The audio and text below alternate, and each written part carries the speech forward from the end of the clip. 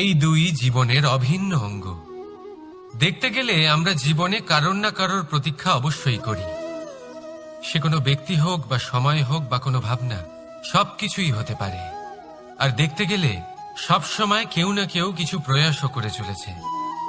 যেমন সাফল্য আসার প্রতীক্ষা, বিফলতা যাতে না আসে তার জন্য প্রয়াস, সুখ আসার প্রতীক্ষা, দুঃখ যাতে না আসে তার জন্য প্রয়াস। এবার প্রতীক্ষা আর প্রয়াসের মধ্যে এক ঘনিষ্ঠ সম্পর্ক রয়েছে, আর তা হল যিনি প্রতীক্ষা করেন তিনি ঠিক তাই পান যা একজন প্রয়াস করা ব্যক্তি পেছনে ফেলে আসে। তাই প্রতীক্ষা নয়, প্রয়াস করুন। এই প্রয়াসের মধ্যেই সুখের চাবিকাঠি রয়েছে। রাধা রাধা। সূর্যের তাপ এতটাই প্রখর হয় তা সমস্ত বনস্পতিকে শুষ্ক করে দেয়। পুকুর হোক, নদী হোক, সরোবর হোক, সমস্ত শুষ্ক হয়ে যায়। কিন্তু আপনি কখনো শুনেছেন সূর্যের তাপে সমুদ্র শুকিয়ে গেছে? এমন কখনোই হয় না।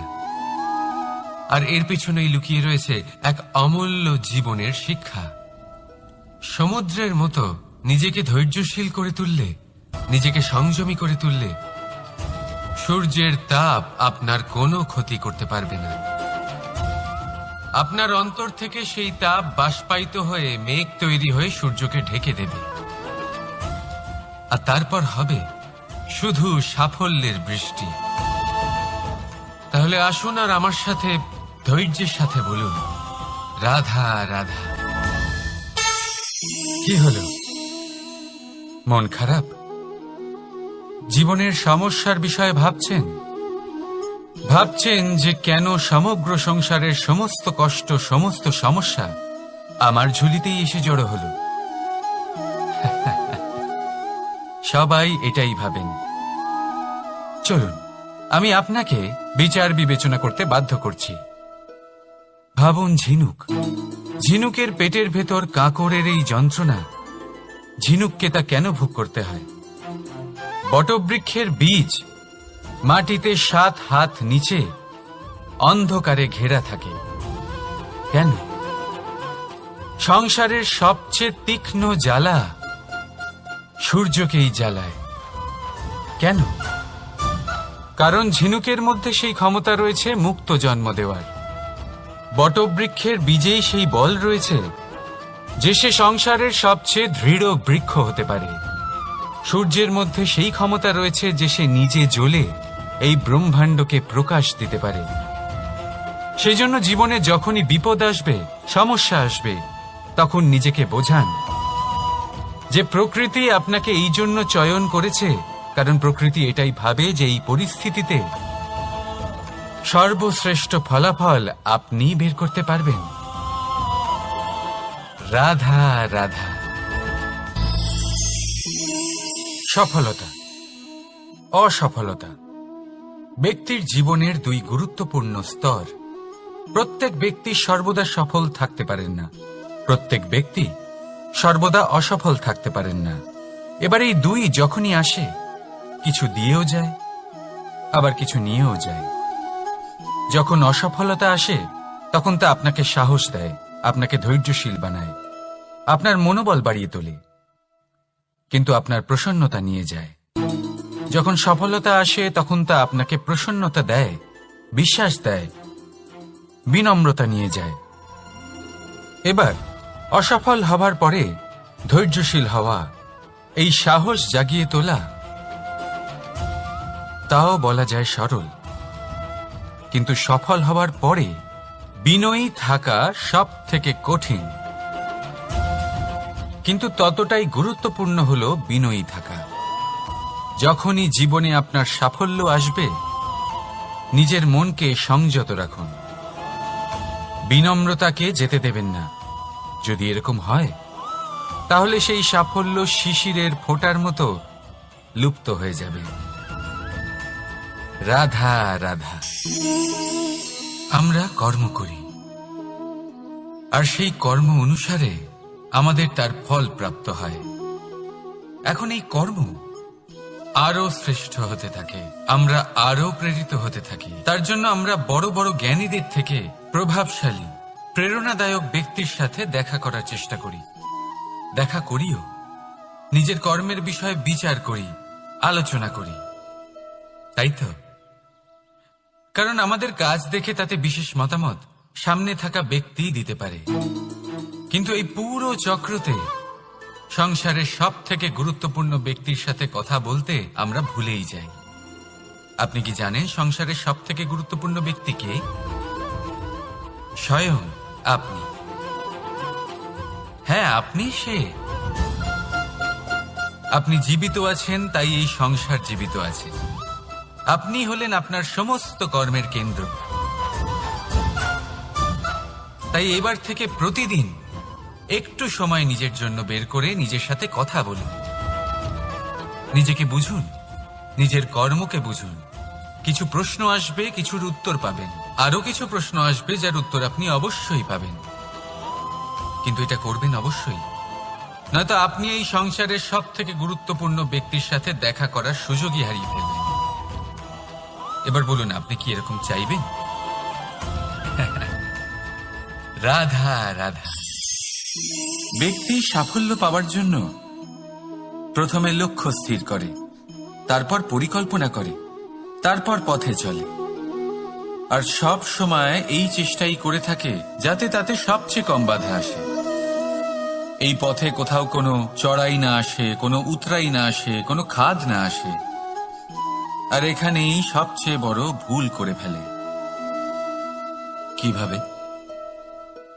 ভাবুন, এক সোজা সরল পথ আপনাকে কোথায় নিয়ে যাবে? এক সরল সাধারণ স্থানে। সেখানে তো যে কেউ পৌঁছতে পারে, তাতে বিশেষত্ব কি আছে? ভাবুন, যদি আপনার পথে বাধা থাকে, বিঘ্ন থাকে, বিপত্তি থাকে এবং তার ওপর এক শিখরও থাকে যা আপনার জন্য অপেক্ষা করছে। সাফল্যের সেই শিখর যেখানে কেউ সহজে পৌঁছতে পারে না, যা হলো বিশেষ। তাই নিজের জীবনে যখনই সমস্যা আসবে তাকে ভয় পাবেন না, মুখে হাসি নিয়ে তাকে স্বাগত জানান। আর সাবধানে থাকবেন, যদি আপনার পথে কোনো বাধাই না আসে, তাহলে এর দুটোই অর্থ হয়। হয় আপনি নিজের লক্ষ্য সঠিক বেছে নেননি, নয় আপনি রাস্তা সঠিক বেছে নেননি। রাধা রাধা। মানুষের সবসময় এই ইচ্ছেই থাকে যে সে পরিপূর্ণ হবে, তাই সবসময় চেষ্টা করতে থাকে, কর্ম করতে থাকে, যেন তার জীবনে কোনো ত্রুটি না থাকে, কোনো দোষ না থাকে, কোনো ভুল না থাকে। কিন্তু যখন মানুষ এটা করতে থাকে, নিজের সম্পূর্ণ মনোযোগ তাতেই কেন্দ্রীভূত করে, তখন তার বিকাশ আস্তে আস্তে থেমে যেতে থাকে। কিভাবে? আপনি বলবেন, এতে ভুল কি আছে? এ তো বেশ ভালোই মনে হচ্ছে। দেখুন, এই ত্রুটি, এই ভুল, এই দোষ আপনি যাই করে নিন, আপনার জীবনে থাকবেই থাকবে। এবার আমার কথা শুনুন, এইগুলোই পরবর্তীকালে আপনাকে জীবনে শুধরতে বাধ্য করবে। এক নির্দিষ্ট মাপকাঠি নিয়ে জীবনে এগোনো ঠিক মনে হতেই পারে, কিন্তু তা শুধুমাত্র যন্ত্রের জন্ম দেয়, না মানবিকতাকে, না মানুষকে। তাই মনে রাখবেন, যদি আপনি নিজের জীবনের দরজা প্রত্যেক ভুলের জন্য, প্রত্যেক দোষের জন্য বন্ধ রাখেন, তাহলে জেনে রাখবেন সমস্ত সত্য সেই বাইরেই থেকে যাবে। এই ভুল, এই দোষ, এই ত্রুটি হলো সেই যা আপনাকে জীবনের বিষয়ে, প্রয়াসের বিষয়ে, কর্মের সত্যির বিষয়ে জানতে সাহায্য করবে। এই ত্রুটিগুলিকে আপন করতে শিখুন, আর আমার সাথে ভালোবেসে বলুন, রাধা রাধা। ছল, কপট, এই শব্দগুলির সাথে সংসারের কোন ব্যক্তি পরিচিত নন? সবাই জানেন এই শব্দগুলি কি আর এর অর্থ কি। সবাই জানেন বিশ্বাসঘাতকতা কি, সবাই অনুভব করেছেন। কিন্তু আপনি কি কখনো এটা ভেবেছেন এরকম কেন হয়? এর কারণ কি? এর কারণ হলো আশা। যদি আপনি কোনো গুহায় যান, আর আপনি আশা করেন যে সেখানে অন্ধকার হবে না, তাহলে তো আপনি আঘাত পাবেন। যদি আপনি সাগরে যান আর এটা আশা করেন যে আমি ভিজব না, তাহলে তাতে সাগরের তো কোনো দোষই নেই। এখানে দোষ হলো আপনার আশা। একটা গুরুত্বপূর্ণ কথা মনে রাখবেন, মানুষ মানুষের সাথে ছলনা করে না, মানুষের সাথে ছলনা করে তার আশাগুলো, যা তিনি অনুচিত ব্যক্তির থেকে করেন। সেই জন্য জীবনে কখনো কোনো আশা করার পূর্বে অবলম্বনের মূল অর্থ বুঝুন। জানুন তিনি আপনাকে সঙ্গ দেওয়ার আদৌ যোগ্য কিনা। না ভাঙবে আশা, না ভাঙবে বিশ্বাস। রাধা রাধা। আমরা জীবনে বাঁচার জন্য কিছু না কিছু করতে থাকি। কিছু কাজ আমরা করে থাকি আর্থিক স্বাচ্ছল্যতার জন্য, কিছু কাজ আমরা করে থাকি এই মনকে প্রসন্ন করার জন্য। কিন্তু আমাদের মধ্যে বেশিরভাগ মানুষ এই ভেবে ভেবে চিন্তার মধ্যে থাকেন যে কোনো কাজ আমরা যা ভেবেছি সেটা সেভাবে ঠিক হলো না, বা এই কাজ সম্পূর্ণ হলো না, বা কাজের পরিমাণ দেখে দুশ্চিন্তা করতে থাকেন। এবার এই যে দুশ্চিন্তা, এটা দুঃখকে আহ্বান করে, আর দুঃখ প্রতি মুহূর্তে আমাদের মেরে ফেলে। তাহলে ভাবুন, এ কি সত্যি? কাজের পরিমাণ কি আমাদের সত্যি সত্যি মেরে ফেলতে থাকে? কখনোই নয়। বুঝুন একটা গুরুত্বপূর্ণ কথা, আজ পর্যন্ত এই সংসারে যত মহাপুরুষ এসছেন, ওনাদের কাছেও ততটাই সময় ছিল যতটা আজ আপনার কাছে আছে, তত ঘন্টাই ছিল, তত মুহূর্তই ছিল। পার্থক্য শুধু এটাই, ওনারা চিন্তা করে সময় নষ্ট করেননি, তারা পরিকল্পনা করেছেন, তাকে কার্যকর করেছেন, আর জীবনে মহান থেকে মহানতর কাজ করেছেন, যার জন্য আজও আমরা ওই মহাপুরুষদের স্মরণ করে থাকি। একটা গুরুত্বপূর্ণ কথা মনে রাখবেন, কাজের পরিমাণ কখনো আমাদের মেরে ফেলে না, কাজের দুশ্চিন্তা আমাদের মেরে ফেলে। তাই এই চিন্তাকে কোথাও ত্যাগ করুন আর নিরন্তর চেষ্টা করতে থাকুন, পরিকল্পনা করতে থাকুন এবং জীবনে সামনে এগোতে থাকুন। আনন্দই আনন্দ পাবেন। তাহলে একটু আনন্দ বের করে আমার সাথে বলুন, রাধা রাধা। ক্ষমা, দুই অক্ষরের এই শব্দ বলতে, শুনতে, লিখতে গেলে কত সোজা মনে হয়, কিন্তু একে কার্যকরী করা ততটাই কঠিন। সত্যি কথা বলতে কি, এটা শক্তিশালীদের কাজ, দুর্বলের নয়। ক্ষমা চাইবার জন্য আপনাকে আপনার দম্ভ ত্যাগ করে বিনম্রতার ধরাতলে আসতেই হবে, আর ক্ষমা করার জন্য ততটাই ঔদার্যের প্রয়োজন হয়ে থাকে। এবার ভাবুন, সিংহ, যাকে জঙ্গলের রাজা মানা হয়, সে ওই হরিণকে ক্ষমা করতে পারে যে তার ঘুম ভাঙিয়েছে। আপনি কেন করতে পারবেন না? যেখানে সিংহ যদি চায়, তাহলে এক প্রহারেই সেই হরিণকে শেষ করতে পারে। জীবনে একটা কথা মনে রাখবেন, যদি আপনার মধ্যে ক্ষমা করার বা ক্ষমা চাওয়ার ক্ষমতা থাকে, যদি আপনার মধ্যে সেই সামর্থ্য থাকে, তাহলে আপনি দুর্বল নয়, আপনি অত্যন্ত শক্তিশালী। কারণ আপনার কাছে সেই শক্তি আছে যা হলো অত্যন্ত মহান। রাধা রাধা। এই সংসারের অন্তের, এর বিনাশের প্রারম্ভ কিভাবে হয়? কোন যোগের মাধ্যমে, কোন ভয়ানক অসুরের আগমনে, নাকি প্রকৃতির রাগের কারণে? না, এই সংসারের বিনাশের প্রারম্ভ হয় আমি থেকে। এই আমি, এই তুমি, এটা আমি করেছি, ওটা তুমি করেছো, এটা আমার, ওটা তোমার, আদি ইত্যাদি। এই ভাব যখন মনে বাসা বেঁধে নেয়, সর্বপ্রথম ঘর ভাগ হয়, তারপর বসতি, তারপর প্রাণ, আর তারপর দেশ, আর সবার শেষে সমস্ত সংসার ভাগ হয়ে যায়। আর এই ভাগ হয়ে যাওয়া শেষে মনোমালিন্যে পরিণত হয়। এখন এমত অবস্থায় কি করা যেতে পারে? কিভাবে বাঁচা যায় এই পরিস্থিতির থেকে? কিভাবে দূরে থাকা যায় এই বিনাশের থেকে? উত্তর সেই একটাই, করুণা।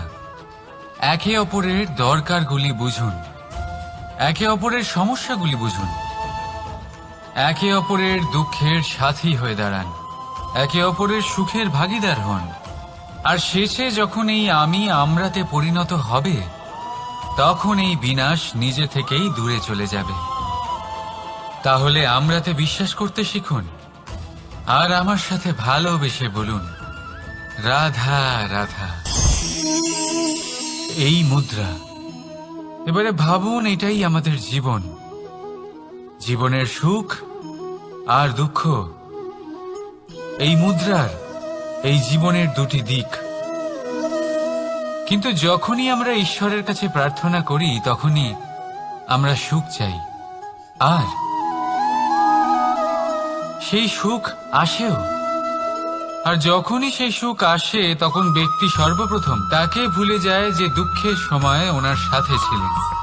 আর এমত অবস্থায় উনি সাহায্য করেন না, উনি করেন উপকার। আর এই উপকারের বদলে মানুষের থেকে উনি নিজের জন্য শ্রদ্ধা চান। আর সেই শ্রদ্ধা, সেই চাহিদার কারণে উনি নিজেকে অন্যদের থেকে শ্রেষ্ঠ, অন্যদের থেকে ভিন্ন মনে করতে বিবশ হয়ে যান। আর আলাদা হবার কারণে তার মধ্যে জেগে ওঠে অহংকার। আর সেটাই হয় তার পতনের কারণ। এবার এতে কি করা যেতে পারে? কি চাওয়া যেতে পারে ঈশ্বরের কাছে? এই প্রশ্ন অবশ্যই মনে আসে। ঈশ্বরের কাছে চান সুখ, শুধুমাত্র ততটাই যাতে অহংকার না আসে, আর দুঃখ ততটাই যাতে শ্রদ্ধা না চলে যায়। রাধা রাধা। এই সংসারে এমন কিছুই নেই যে সব সময় একই থাকবে। যা কিছু নির্মাণ হয়েছে তা একদিন অবশ্যই ভেঙে পড়বে। কিন্তু এই ভেঙে যাওয়ার বিশ্লেষণ আপনি কিভাবে করবেন তা আপনার উপরে নির্ভর করছে। ওই আকাশের দিকে তাকান, ওই মেঘ, ওটাও ভেঙে পড়ে, কিন্তু নিজে ভেঙে পড়ার সাথে বর্ষাকে তৈরি করে যায়। মাটির ডেলা অবশ্যই ভেঙে পড়ে, কিন্তু ব্যবহারযোগ্য মাটির রূপ নিয়ে। এই ধরিত্রীর বুকে কোনো এক বীজ যখন ভেঙে পড়ে, তখন ধরিত্রীর উপর এক বিশাল আকারের বৃক্ষ নির্মাণ করে। যদি জীবনে কিছু ভেঙে পড়ে, তাহলে নিরাশ হয়ে পড়বেন না, নিজের সাহস হারাবেন না। ধনাত্মক দৃষ্টিভঙ্গি দিয়ে দেখতে চেষ্টা করুন। মনে করুন, নিয়তি নিশ্চয়ই আপনার জন্য আরো ভালো কিছু ভেবে রেখেছে, যা ভবিষ্যতে আপনার প্রতীক্ষা করছে। ধনাত্মক চিন্তা ভাবনা করতে থাকুন, তারপর দেখবেন শ্রেষ্ঠ রচনা নিজেই তৈরি হবে। রাধা রাধা। চলতে থাকা, থেমে যাওয়া, বিশ্রাম নেওয়া, তারপর দম নিয়ে পুনরায় দাঁড়িয়ে পড়া, আর তারপর আবার সেই পথ চলা। এটা জীবনের অভিন্ন এক অঙ্গ, এটার থেকে আপনি পালাতে পারবেন না। কিন্তু এই অঙ্গকে আপনি নিজের জীবনে কিভাবে প্রয়োগ করবেন, কিভাবে তাকে কাজে লাগাবেন, সেই সিদ্ধান্ত আপনাকে নিতে হবে। যারা হেরে যান তারাও জীবনে থমকে যান, আবার যারা জেতেন তারাও দাঁড়িয়ে পড়েন। যারা হেরে যান তারা হাঁপিয়ে দাঁড়িয়ে পড়েন, যারা জিতে যান তারা দাঁড়িয়ে পড়েন সেই সর্বোচ্চ স্তরে পৌঁছে গিয়ে। এবার দাঁড়াতে তো আপনাকে হবেই, তা হতেই হবে। কিন্তু কখন, কিভাবে দাঁড়াবেন, ক্লান্ত হয়ে নাকি সর্বোচ্চ স্তরে পৌঁছে গিয়ে, সেই সিদ্ধান্ত আপনার।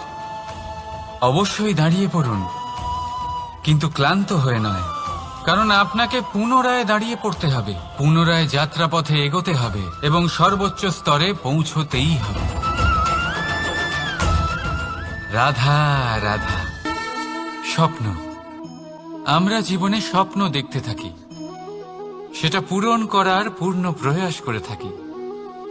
কিন্তু এই স্বপ্ন পূরণ না হওয়ার পরিস্থিতিতে আমরা ভেঙে পড়ি, ছিন্ন বিচ্ছিন্ন হই। আর তারপরই বোঝা আমরা আগামী প্রজন্মের ওপর রীতিমতো চাপিয়ে দিই। আমরা এটাই মনে করি যে আমরা যেটা হতে পারিনি সেটা আমাদের সন্তান অবশ্যই হবে। আমরা যা কখনো পাইনি আমাদের সন্তান অবশ্যই তা পাবে। এটা যে অনুচিত সেটা আমরা ভাবি না, কিন্তু এটা ভুল। আর এই ভুল আমরা সকলেই করে থাকি। সন্তান প্রকৃতি আর পরমাত্মার আশীর্বাদ। ওদের ভেতরে তাদের নিজের একটা অস্তিত্ব লুকিয়ে থাকে, সেটা মন দিয়ে দেখুন তো। আপনি শুধু ওই সন্তানকে জন্ম দিয়েছেন, কিন্তু ওর জীবন আপনার নয়। তাই নিজের সন্তানের সাথে থাকুন, সময় কাটান, ওদেরকে ভালোবাসুন, সবসময় প্রেরণা দিন। কিন্তু প্রেরণা দিন ওর নিজের অস্তিত্বকে বাড়ানোর জন্য, ওর নিজের স্বপ্ন পূরণ করার জন্য, আপনার স্বপ্ন পূরণ করার জন্য নয়। ওদের অস্তিত্বকে পূর্ণাঙ্গে বৃদ্ধি পেতে দিন। রাধা রাধা। এই পুকুর দেখছেন আপনি? পুকুরের জল কখনো প্রবাহিত হয় না, একই স্থানে জমে থাকে। আর সেই কারণে কিছুদিন পর ময়লা হতে শুরু করে। কিন্তু তাও আমরা একে ত্যাগ করি না, আমরা তবুও একে পুজো করি। শুধুমাত্র এই কারণে নয় যে অতীতে সে আমাদের তৃষ্ণা মিটিয়েছে, কিন্তু এই কারণেও যে যদিও বা সে ভবিষ্যতে আমাদের তৃষ্ণা না মেটায়, কিন্তু প্রয়োজন হলে আগুন অবশ্যই নেভাতে পারে। ঠিক সেই রকমই হয় আমাদের সম্পর্ক। সম্পর্ক যা আমরা বহু বছর পরিশ্রম করে তৈরি করি, যে দরকার পড়লে আমাদের সহায়ক হয় কোনো না কোনোভাবে। সেই জন্য সম্মান করতে শিখুন এই সম্পর্কগুলিকে। শিখুন এই সম্পর্কগুলিকে অটুট রাখতে। কথায় কথায় এই সম্পর্কগুলিকে ভেঙে দিতে শিখবেন না। রাধা রাধা। বিষ, এই শব্দটা শুনলেই মনে অনেক কল্পনা জন্ম নেয়। কল্পনা অসহ্যকর তিক্ততা, কল্পনা অত্যন্ত বেদনাদায়ক মৃত্যু। এবার যদি আপনাকে জিজ্ঞেস করা হয় যে সবচেয়ে বিষাক্ত বিষ কোনটা, তাহলে আপনি কি বলবেন? কেউ বলবে সর্পের বিষ, কেউ বলবে কাঁকড়া বিছের, কেউ বলবে কালকেউটের বিষ। কিন্তু না, এই সমস্ত রকম বিষ সেই বিষের সামনে টিকতে পারবে না যাকে আমরা বলে থাকি কানের মধ্যে ঢালা বিষ। শুনতে অত্যন্ত মিষ্টি, কিন্তু তিক্ততায় অত্যন্ত বিষাক্ত। পেটের মধ্যে যাওয়া এই বিষ শুধুমাত্র একটি মানুষের মৃত্যুর কারণ হয়, কেবল একটি। কিন্তু কানের মধ্যে ঢালা এই বিষ একাধিক সম্পর্কের নাশ করতে পারে। আর এটাতে সেই ব্যক্তির ভুল নেই যে আপনার কানে বিষ ভরেছে, আপনি তাকে দোষ দিতে পারেন না। এখানে দোষ আপনার নিজের, যে এই বিষকে আপনি নিজের উপরে প্রভাব ফেলতে দিয়েছেন। এই বিষকে সুযোগ দিয়েছেন আপনার ক্ষতি করতে। এটা আপনার ভুল। সেই জন্য কুমন্ত্রণায় কখনো কান দেবেন না। আপনার মনে ভালোবাসার দৃঢ়তা জাগিয়ে তুলুন আর নষ্ট করে দিন এই সংসারের সমস্ত বিষের প্রভাবকে। রাধা রাধা। জীবন, আমাদের এই জীবন সুখ আর দুঃখ, এই দুইয়ের মিশ্রণ। এদের সংমিশ্রণই জীবনের ভারসাম্য বজায় রাখে। এখন এই সুখ, সুখ এমন এক বস্তু যাকে সবাই খুঁজে চলেছে। দুঃখ এমন এক অনুভূতি যা সবার কাছে আছে। আমাদের প্রত্যেকের জীবনে সুখ আর দুঃখ আসতে থাকবে আর যেতেও থাকবে, এটা অবশ্যই জীবনে থাকবে। কিন্তু সফলতা এটা সবার জীবনে আসে না। কেন? কারণ এই সফলতা সুখ আর দুঃখের দ্বারা প্রাপ্ত হয় না। সফলতা প্রাপ্ত হয় নিজের উপরে বিশ্বাস করতে থাকলে। আকাশের ওই সূর্যকে দেখুন, সূর্যের বিশ্বাস আছে নিজের উপর যে সে সমস্ত জগৎকে আলোকিত করতে পারবে, নিজের প্রথম রশ্মি দিয়ে অন্ধকারকে দূর করতে পারবে। সূর্য এই বিশ্বাস নিয়েই আসে, আর কিছুক্ষণের মধ্যেই সমস্ত সংসার থেকে অন্ধকারকে বিনাশ করে ফেলে সে। তাহলে মনে রাখবেন, এই সুখের আভাস, এই দুঃখের অনুভূতি আসতেও থাকবে আর যেতেও থাকবে। শুধু নিজের উপরে বিশ্বাস রাখুন, তারপর দেখবেন এই সফলতা আপনার দাস হয়ে থাকবে। রাধা রাধা। চাঁদ কত শ্রেয়, শুভ্র, কত সুন্দর। কিন্তু যদি আপনি মনোযোগ সহকারে দেখেন তাহলে দেখবেন এই চাঁদেও দাগ আছে। আর এই দাগগুলি থাকার কারণে কি এই চাঁদের মাহাত্ম্য কখনো কমে যায়? কখনো নয়। এর কারণ হলো চাঁদের নিরন্তর চেষ্টা। একবার এই আকাশে দেখুন, এই অন্ধকার সবসময় চেষ্টা করে চাঁদকে ঢেকে দেওয়া, কিন্তু এই চাঁদ সবসময় এই অন্ধকারের সাথে লড়াই করতে থাকে। অমাবস্যা থেকে শুরু করে চাঁদের এই যাত্রা পূর্ণিমা অবধি পৌঁছেই যায়। আর তাই এই চাঁদের পুজো করা হয়, এই কারণে এই চাঁদকে মাহাত্ম্য দেওয়া হয়। এইভাবেই যদি আপনার মধ্যে কোনো দোষ থাকে, কোনো খারাপ কিছু থাকে, তাহলে সেটা কোনো বড় ব্যাপার নয়। চেষ্টা করুন সেটাকে শুধরে নেওয়ার, কিন্তু সেই কারণে নিজেকে খারাপ মনে করা এটা অনুচিত। নিজের ভুলগুলো, নিজের দোষগুলো, নিজের খারাপ দিকের কথা ভুলে আপনি এই সংসারের ভালোর দিকে প্রস্থান করেই দেখুন না। আপনি দেখবেন আপনার অন্তরের তেজ ঠিকরে বেরোচ্ছে। রাধা রাধা। এই পিঁপড়েদের দেখছেন আপনি? সবাই একই রকমের। এদের মধ্যে তফাৎ খুঁজে বার করা অসম্ভব। মনে হয় যেন ওদের আলাদা আলাদা অস্তিত্বই নেই। কিন্তু যদি আপনি মন দিয়ে দেখেন তাহলে দেখবেন প্রতিটা পিঁপড়ের আলাদা কাজ নির্ধারিত, তাদের আলাদা অস্তিত্ব আছে।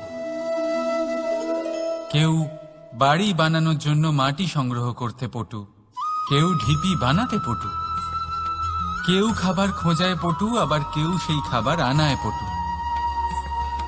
ঠিক সেরকমই হয় মানুষেরা। মনে হতেই পারে সবাই একই রকম,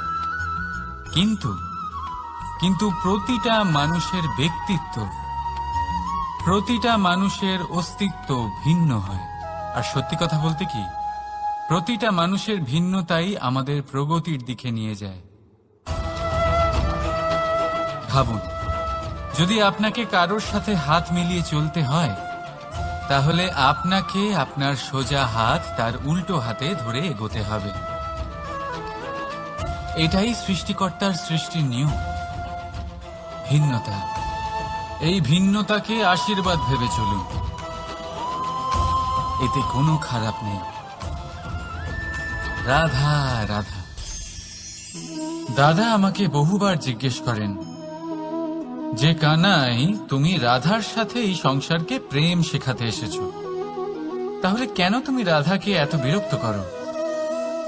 কেন ও তোমাকে বিরক্ত করে? কেন এই ঝগড়াঝাটি হয়? কেন এই টানাপোড়েন চলে? এবার এটার উত্তর আমি কিছুটা এইভাবে দিতে চাই।